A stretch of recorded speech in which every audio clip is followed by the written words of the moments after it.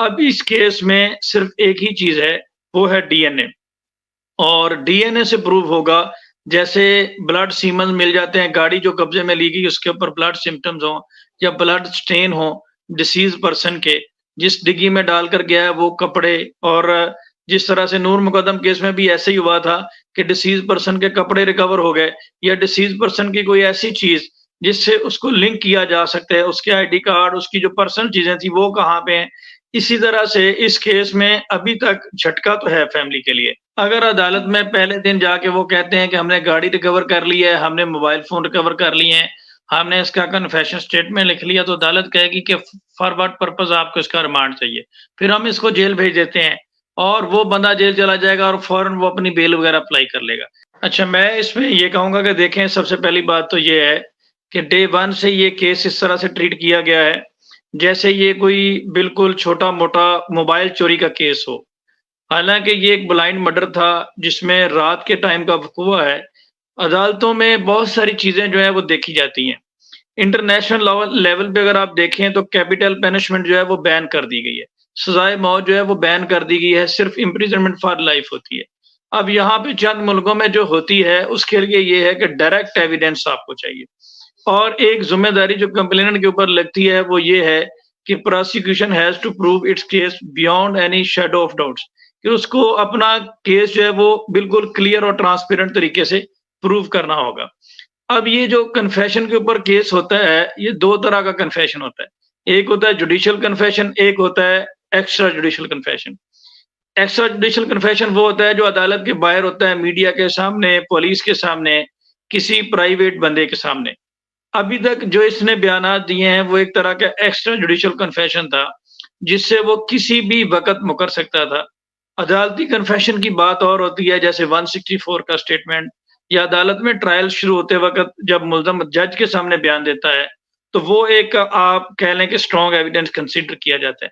जबकि extra judicial evidence जो है, कन्फेशन जो है वो बिल्कुल ही एक वीक टाइप ऑफ एविडेंस है और इसकी कोई अहमियत नहीं होती। मोस्टली मुल्ज़मान ये कहते हैं कि जी हमें टॉर्चर करके, अंडर प्रेशर करके, क्योंकि हम पुलिस कस्टडी में थे तो इसलिए हमसे बयान दिलवाया गया, हमारा एक्चुअल स्टेटमेंट ये है।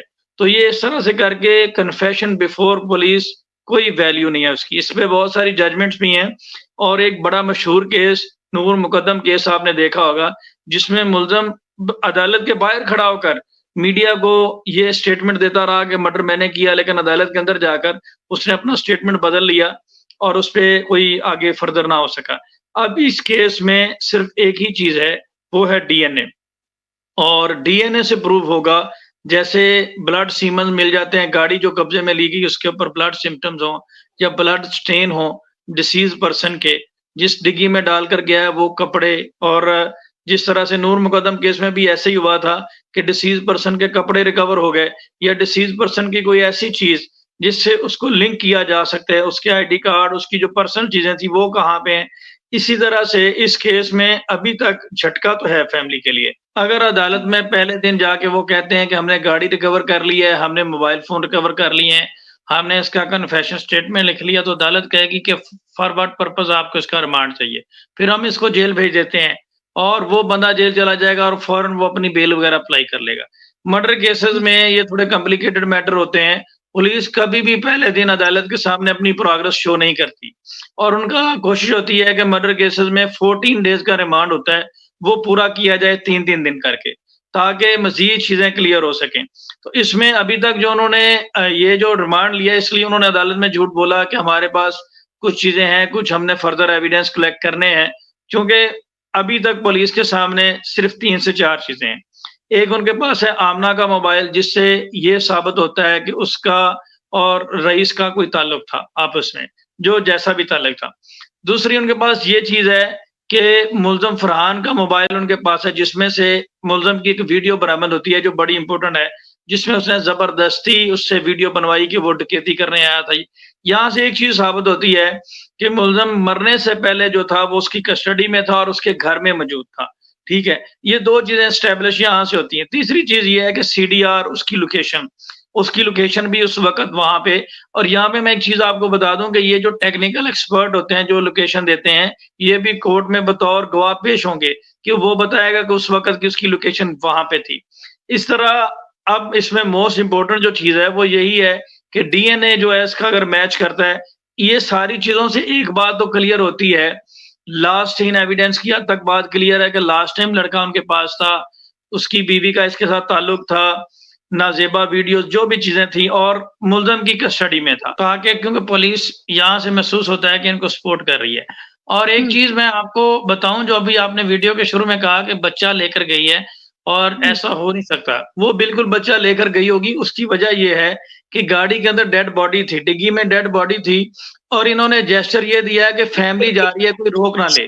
कोई रोक ना ले क्योंकि कोई भी पुलिस ऑफिसर या कोई भी देखे तो वो ये समझे कि रात के टाइम कोई फैमिली जो है वो अपने बीवी बच्चों के साथ कोई शख्स जा रहा है और गाड़ी की कोई तलाशी वगैरह ना ले, क्योंकि मोस्टली जो क्राइम होते हैं उसमें इस तरह की खवातीन का सहारा लिया जाता है। आप अक्सर जो मंशियात वगैरह स्मगल करने वाले मुजरमान हैं उनको अगर पकड़ें तो वो थ्रू इस तरह की खवातीन के जरिए ही किया जाता है।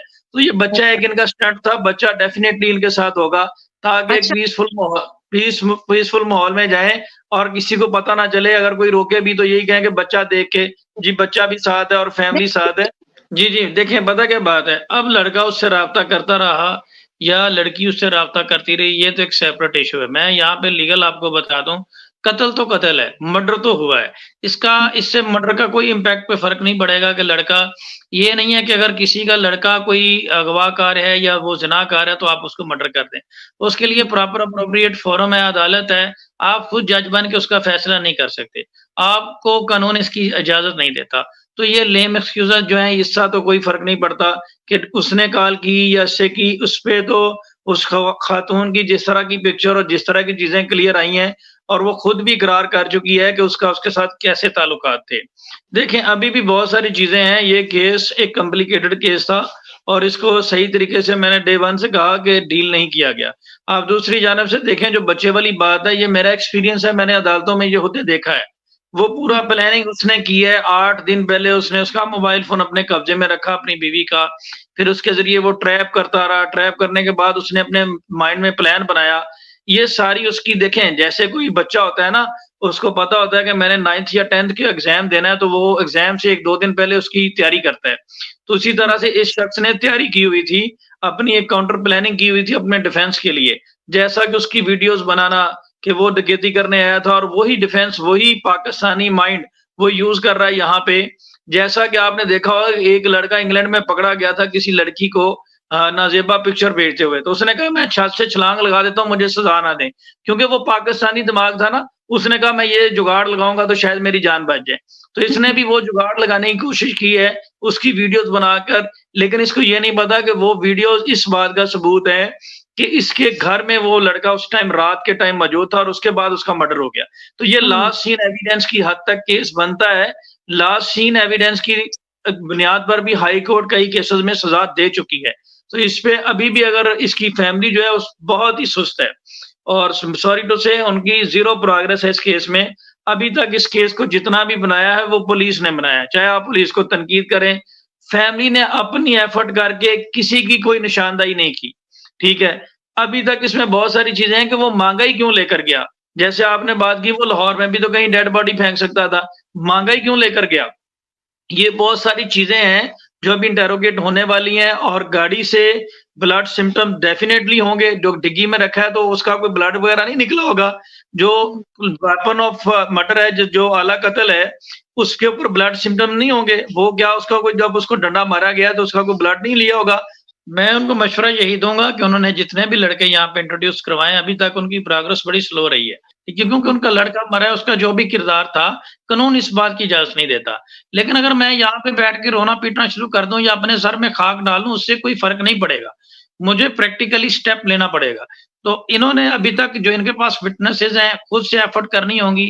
प्राइवेट तौर पे भी डाटा निकल आता है, सीटीआर निकलवाएँ, वहाँ पे रूट चेक करें, कहाँ-कहाँ पे कैमरे हैं, ठीक है? उस पर वो पूरी सीसीटीवी फुटेज खुद से सिलेक्ट करने की कोशिश करें और सेफ सिटी लगे हुए हैं लाहौर में, वहाँ से कोशिश करें और उस दौरान पता चलेगा कि ये सिर्फ़ दोनों मियाँ-बीवी थे या कोई और भी था। इसके अलावा जो आला कत्ल है, उसपे जो ब्लड सिम्पटम्स हैं और जो कपड़े हैं, उनकी अगर निशानदेही हो जाए, वो कपड़े रिकवर हो जाएँ, तो ये सारी चीज़ें अगर मिल जाएँ, तो ये केस स्ट्रॉन्ग हो सकता है और जो इनके पास विटनेसेस हैं उनका सही इस्तेमाल करना चाहिए, उनके 164 के स्टेटमेंट करवाने चाहिए। अगर ये बिल्कुल, इसी तरह मीडिया पे आके स्टेटमेंट देते रहे तो फिर कुछ भी नहीं होगा।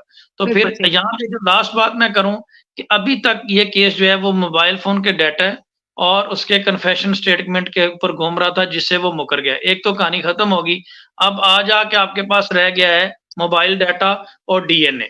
अगर इन दोनों चीज़ों में से कोई चीज़ इनके हाथ लग जाती है तो ये प्रूव कर सकते हैं। दूसरी ये है कि ये अपने तौर पर सेफ सिटी और दीगर एविडेंस, क्योंकि ये कॉम्प्लिकेटेड केस है, बहुत सारी चीज़ें हम यहाँ पे नहीं बता सकते।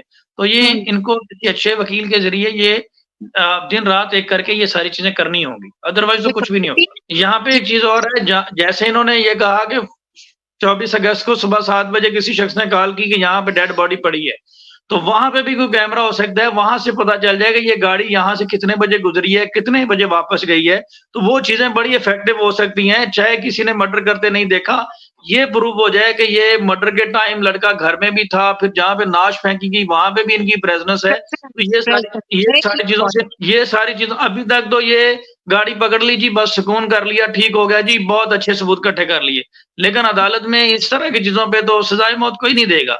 आपको एफर्ट्स करनी पड़ेंगी। इवन कि मैंने आपको बताया ना, छोटा-सा एग्ज़ाम देना होता है 9th-10th का, उसकी तैयारी करनी पड़ती है और ये मर्डर केस है और ये ब्लाइंड मर्डर है। इसमें आपको एविडेंस लाने होंगे।